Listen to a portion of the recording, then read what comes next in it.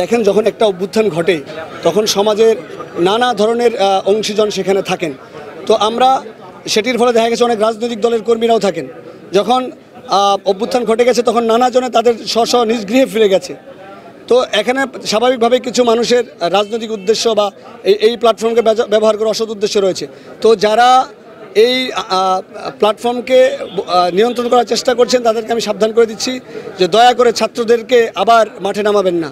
আপনারা যদি মাঠে নামাতে চান, ছাত্ররা কিন্তু জবাব দিতে পারে। ছাত্ররা ফ্যাসিস্ট হাসিনাকে বাংলাদেশকে তাড়িয়েছে, সকল ফ্যাসিবাদী ব্যবস্থাকেও তারা ইনশাল্লাহ। এই জন্য আমি জামালপুরের যারা রয়েছেন তাদের কাছেও আহ্বান জানাবো যে আপনারা সর্বস্তরে প্রশাসনকে সহযোগিতা করুন, কিন্তু প্রশাসনকে প্রতিপক্ষ না বানিয়ে তাদেরকে যে হানা দেওয়া তাদের অফিসগুলোতে সেটি করবেন না। এটি করলে ছাত্রদের প্রতি বাংলাদেশের মানুষের যে আস্থা, যে বিশ্বাস, যে ভালোবাসা জন্মেছে সেটা বিনষ্ট হয়ে যাবে। আর সেটা বিনষ্ট হয়ে গেলে বাংলাদেশের এই অভ্যুত্থানের স্পিরিট নষ্ট হয়ে যাবে। তখন মানুষ ছাত্রদের থেকে বিশ্বাস হারিয়ে ফেলা মানে বাংলাদেশের অভ্যুত্থানের থেকে বিশ্বাস হারিয়ে ফেলা। আবার সেই 53 বছরের জঞ্জাল, 53 বছরের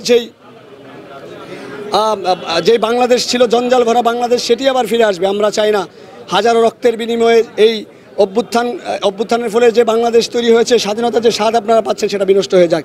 এবার যদি হেরে যান আর ঘুরে দাঁড়ানোর সময় পাবেন না। আমরা তাই সবাইকে ঐক্যবদ্ধ থাকতে বলবো।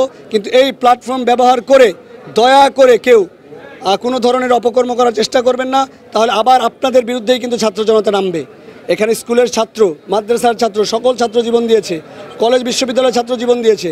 সুতরাং তাদের এই রক্তের প্রতি শ্রদ্ধা জানিয়ে আপনারা এই দলাদলির এই কোন্দল বন্ধ করুন।